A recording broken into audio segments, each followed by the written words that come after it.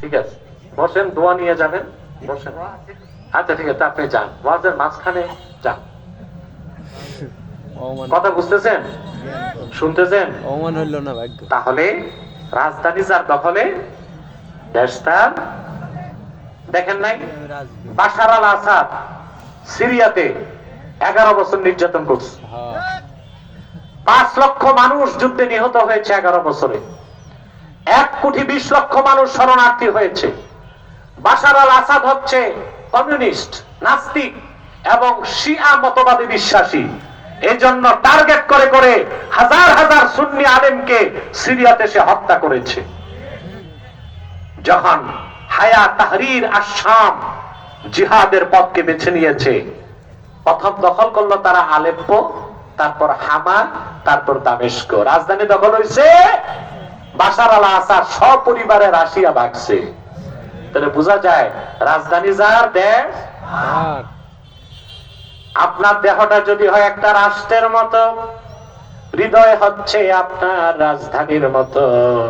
শয়তান ভালো করে জানে রাজধানী দখল করলে দেশ দখল করা যায়, সেজন্য সে মানুষের মাথা, নাক, কান, চোখ দখল করে না, মানুষের অন্তর দখল করে। আল্লাহর হাবিব বলেছেন, আশ-শায়তানু জাসিমুন আলা কলবি বানি আদম ইযা যাকারা ফাখানাসা ওয়া ইযা গাফালা ফাওয়াসওয়াসা। শয়তান মানুষের অন্তরে আসন গেড়ে বসে যায়। যখন বান্দা আল্লাহর জিকির করে শয়তান পালায় যায়, আর যখন আল্লাহর জিকির থেকে বান্দা গাফেল হয়, শয়তান ওয়াসওয়াসা দিতে থাকে। তাহলে সব কথার মূল কথা আল্লাহ বলেছেন, কদ আফলাহা মান তাযাক্কা, সেই সফল যে তার হৃদয় পবিত্র করলো। হৃদয় পবিত্র, মানুষ পবিত্র। হৃদয় অপবিত্র, মানুষটা অপবিত্র। হৃদয় পবিত্র হবে কিভাবে? যখন আপনি শিরক কুফর দূর করে ঈমানের নূর দিয়া অন্তরকে সাজায় ফেলবেন। বলেন না আল্লাহুম্মা আমিন। আপনারা আবার মুসলমানেরা জেনে না জেনে, ইচ্ছায় অনিচ্ছায় অনেক সময় শিরক আর কুফর করেন। কান পেতে শুনে রাখেন, ইন্নাল কুফরা জিদ্দুল ঈমান। কুফর হচ্ছে ঈমানের বিপরীত। আপনার অন্তরে যখন কুফর বা শিরক ঢুকবে, ওখানে ওই নাপাক অন্তরে ঈমান ঢুকতে পারে না। আর যখন আপনার অন্তরে ঈমান চলে আসবে, সেই পবিত্র অন্তরে শিরক কুফর ঢুকতে পারে না। তার মানে শিরক আর কুফর করলে ঈমান থাকে না, ব্যক্তি কাফের হয়ে যায়। কি হয়ে যায়?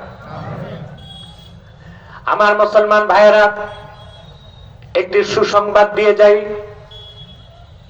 সিরাজগঞ্জবাসী কান পেতে শুনবেন, সারা জীবন মনে রাখবেন।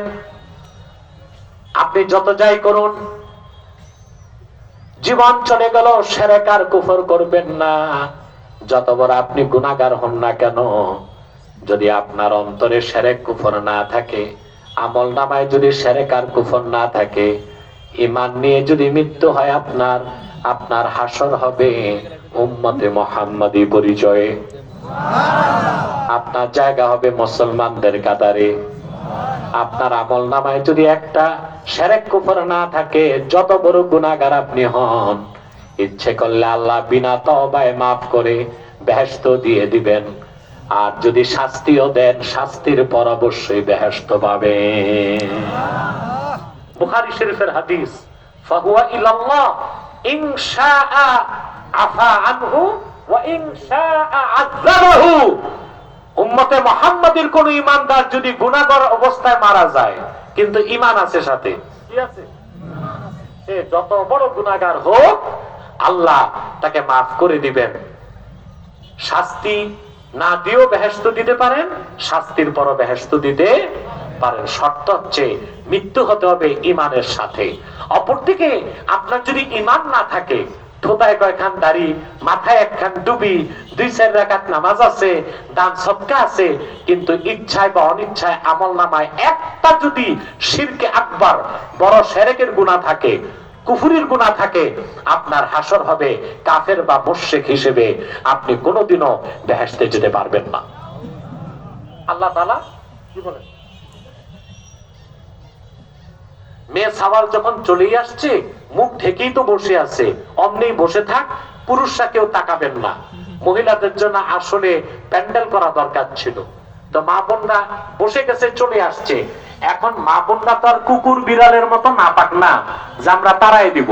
এসে গেছে তো বসে থাক, মুখগুলো ঢেকে রাখো, আর আপনি ওই দিক তাকাবেন না, অন্যরাও তাকাবেন না, আমার দিকে তাকায় থাকে। মহিলাদের জন্য প্যান্ডেল করা দরকার ছিল, সামনের থেকে করবেন। হাজার হাজার পুরুষের জন্য প্যান্ডেল হয়, 200-500 মহিলার জন্য একটা প্যান্ডেল হইতে কি পারে না?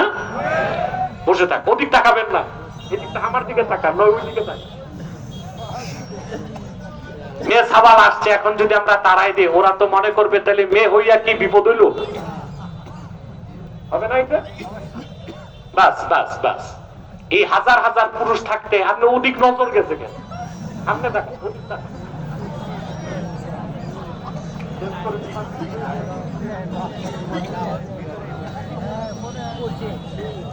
আরে ভাই 50 মিনিট চলে গেছে, আর 20 মিনিট কষ্ট দিব, থাকবা?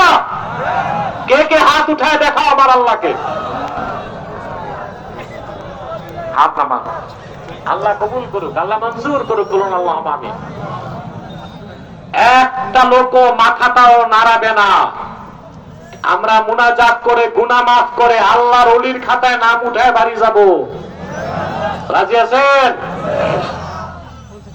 আমি কিন্তু সব সময় জনগণের দিকে দৃষ্টি রাখি, মানুষ যেন না ঠকে। আমি এসে কিন্তু বিশ্রাম নেই নাই। হেলিকপ্টারে আমাকে কমিটির লোক বলছিল 15 মিনিট বিশ্রাম। কমিটিকে বলছি, আমি বলছি 1 মিনিটও না, আমি স্টেজে নামাজ পড়বো, ওয়াজ শুরু করব। আমি যদি বিশ্রাম নিতাম, খেতে যেতাম, 1 ঘন্টা যেত না। তো 4টার আগে তো আমাকে উঠতে হবে, তাহলে আপনারা টাইম পেতেন কতটুকু? আধা ঘন্টা, কতটুকু না। আমি দেখেছি মুমিন যত না খেয়ে থাকে তার স্পিরিচুয়াল পাওয়ার বাড়তে থাকে, আর যত খায় তার স্পিরিচুয়াল পাওয়ার কমতে থাকে। তাহলে ভাইরা মনোযোগ দেন। তাহলে আপনার আমলনামায় যদি শিরক কুফর থাকে, আপনার হাসর হবে কি মুমিন পরিচয় না কাফের পরিচয়? শিরক বা কুফরের গুনাহ আল্লাহ কখনো মাফ করবেন না। এছাড়া শুধু ঈমানটা নিয়ে যদি মরতে পারেন, আল্লাহ আপনাকে ফার্স্ট চান্সও মাফ করে দিতে পারেন, আর যদি শাস্তিও দেন, সেকেন্ড চান্সে অবশ্যই আপনি জান্নাত পাবেন। কিন্তু শিরকের গুনাহ, কুফরের গুনাহ আল্লাহ তাআলা কখনো মাফ করবেন না। আমি হাদিস শরীফ থেকে একটা ঘটনা আপনাদেরকে শোনাচ্ছি। আল্লাহর হাবিবের জলিলুল কদর সাহাবী হযরতে ওয়াহশী রাদিয়াল্লাহু তাআলা আনহু, নাম শুনছেন? তিনি হচ্ছেন সেই ব্যক্তি উহুদ ময়দানে যে লোকটি আল্লাহর হাবিবের আপন চাচা আমির হামজাকে শহীদ করেছিল। সিরাত ইবনে হিশামে এসেছে, ওয়াহশী মুসলমান হবার পরে বলেন, উহুদ ময়দানে আমি গিয়েছিলাম যুদ্ধ করার জন্য নয়, শুধুমাত্র আল্লাহর হাবিবের আপন চাচা সাইয়্যিদুশ শুহাদা হযরত আমির হামজাকে হত্যা করার জন্যই। ওয়াহশী বলেন, আমি যখন আমির হামজা রাদিয়াল্লাহু তাআলা আনহুর কাছে পৌঁছে গেলাম, প্রবল শক্তি নিয়ে আমার হাতের বর্ষাটা আমির হামজার সিনার মধ্যে গেঁথে দিলাম। আল্লাহর হাবিবের চাচা দাঁড়ায় থাকতে পারলেন না, তিনি জমিনের মধ্যে লুটায় পড়লেন। আবু জেহেলের স্ত্রী হিংস্র নারী, নষ্ট এবং ভ্রষ্টা হেন্দা আমির হামজার সিনাটারে বিদীর্ণ করে কাঁচা কলিজা বের করে চর্বণ করেছে। আমির হামজার নাক কান কেটে মালা তৈয়ার করে উল্লাস করেছে। আল্লাহর হাবিব সাল্লাল্লাহু আলাইহি ওয়াসাল্লাম উহুদ ময়দানে ওনার দাম শহীদ হয়েছিল, এত বেশি ব্যথা পান নাই আমির হামজার হত্যার দৃশ্য দেখে যত ব্যথা পেয়েছিলেন। ওয়াহশী বলেন, মক্কা যখন বিজয় হয়ে গেল, দলে দলে লোক মুসলমান হতে লাগলো। আমি মক্কা ছেড়ে পালায় যেতে লাগলাম। লোকেরা আমারে বলল, রে ওয়াহশী, কোথায় পালিয়ে যাও? আমি বললাম, আল্লাহর হাবিব সবাইকে ক্ষমা করে দিয়েছেন, আমি তো ক্ষমা পেতে পারি না, কারণ আমি আল্লাহর হাবিবের আপন চাচাকে শহীদ করেছি। লোকেরা বলল, রে ওয়াহশী, কোনো চিন্তা করো না, নিরাশ হইও না, একটিবার রাহমাতুল লিল আলামিনের কদমে চলে যাও, ইচ্ছে করলে তোমার মতো খুনি পাপীরও তিনি ক্ষমা করে দিতে পারে। হযরতে ওয়াহশী বলেন, বুক ভরা ভয় আর শঙ্কা নিয়ে আল্লাহর হাবিবের কদমের কাছে চলে আসলাম। আল্লাহর হাবিব আমাকে বললেন, রে ওয়াহশী, তুমি কে? আমি বললাম, আমার নাম ওয়াহশী। রাসূলুল্লাহ বললেন, কোন ওয়াহশী? আমার চাচার হত্যাকারী। আমি বললাম, জি হ্যাঁ, আমি সেই অধম ওয়াহশী। কেন এসেছো? ক্ষমা চাইতে এসেছি আর কালেমা পড়ে মুসলমান হতে এসেছি। আল্লাহর হাবিব বললেন, রে ওয়াহশী, ক্ষমাও করে দিলাম আর তোমার জন্য ইসলামের দরজা খোলা আছে। ওয়াহশী বললেন, লা উসলিমু হাত্তা আসমাআ কালাম আল্লাহ। আমি মুসলমান হতে চাই, একটা শর্ত আছে, আমি ঈমান আনলে, মুসলমান হলে আল্লাহ আমারে মাফ করে দিবেন, জান্নাত দিবেন। যতক্ষণ না ওহীর মাধ্যমে আল্লাহ এই কথা জানায় না দিবেন, কানে না শুনবো, ততক্ষণ আমি মুসলমান হব না।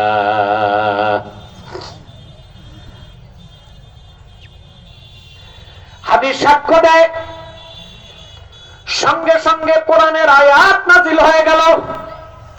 সুবহানাল্লাহ বলবেন। আল্লাহ রাব্বুল আলামিন ঘোষণা করলেন, والذين لا يدعون مع الله إلها آخر ولا يقتلون النفس التي حرم الله إلا بالحق ولا يزنون ومن يفعل ذلك يلقى أثاما। সুবহানাল্লাহ। আল্লাহ তাআলা ঘোষণা করলেন, আর যারা আল্লাহর সাথে অন্যকে ইলাহ বলে ডাকবে না, অর্থাৎ শিরকের গুনাহ করবে না, অন্যায়ভাবে মানুষকে হত্যা করবে না এবং জিনা করবে না, এগুলো রেখে দেন না, জিনা করবে না, আল্লাহ বলেন তাদের সবাইকে আল্লাহ মাফ করবেন। আর এই গুনাহগুলো যারা করবে আল্লাহ তাদেরকে কঠিন ভাবে পাকড়াও করবেন। ওয়াহশী বললেন, ইয়া রাসূলুল্লাহ সাল্লাল্লাহু আলাইহি ওয়াসাল্লাম, ইন্নী আশরাকতু বিল্লাহ ওয়া কাতালতু নাফসাল্লাতী হারামাল্লাহু ইল্লা বিল হক ওয়া জানাইতু। আমি শিরক করছি, আমি অন্যায়ভাবে মানুষ হত্যা করছি, আর আমি কতবার জিনা করছি তার কোনো হিসাব নাই। তাহলে মুসলমান হয়ে লাভ কি? আল্লাহ তো মাফি করবেন না। কথা বুঝতেছেন? আবার কোরআনের আয়াত নাযিল হয়ে গেল। আল্লাহ পাক ঘোষণা করলেন, ইল্লা মান তাবা ওয়া আমানা ওয়া আমিলা আমালান সালিহান ফাউলাইকা ইউবাদদিলুল্লাহু সাইয়্যাতিহিম হাসানাত ওয়া কানা আল্লাহু গফুরার রহিমা। আল্লাহ রাব্বুল আলামিন ঘোষণা করে দিলেন, ইস্তেজটা কন্ট্রোল করেন না, এটা কথা বার্তা উঠা নামা বন্ধ করেন, মনোযোগ তো বারবার নষ্ট হয়ে যায় আমার। আল্লাহ রাব্বুল আলামিন বলেন, তবে হ্যাঁ, যে ব্যক্তি, যারা, সুবহানাল্লাহ, যে ব্যক্তি তওবা করবে, ঈমান এনে হৃদয়কে পবিত্র করে নিবে, নেক আমল করবে, আল্লাহ পাক বলেন এইরকম প্রত্যেক ব্যক্তির জীবনের গুনাহ মাফ করে তাদের গুনাহগুলোকে আল্লাহ সওয়াবের দ্বারা বদল করে দিবে। ওয়াহশী বললেন, ইয়া রাসূলুল্লাহ সাল্লাল্লাহু আলাইহি ওয়াসাল্লাম, এখনো আমি মুসলমান হইতে পারতেছি না। আল্লাহর হাবিব বললেন, কেন? তো তিনি বললেন, কারণ হচ্ছে ইন্নী আরা ফীহি শারতান, আমি তো এখানে শর্ত পাইছি। আল্লাহ বলেছেন ঈমান আনার পর নেক আমল করতে হবে। আমার ঈমান আনবো, আমি শিরক কুফর বাদ দিব, মুসলমান হব, কিন্তু নেক আমল করতে পারবো এই ভরসা আমার নাই। সুবহানাল্লাহ। আবার আল্লাহর পক্ষ থেকে আয়াত নাযিল হয়ে গেল, ইন্নাল্লাহা লা ইয়াগফিরু আন ইউশরাকা বিহি ওয়া ইয়াগফিরু মা দুন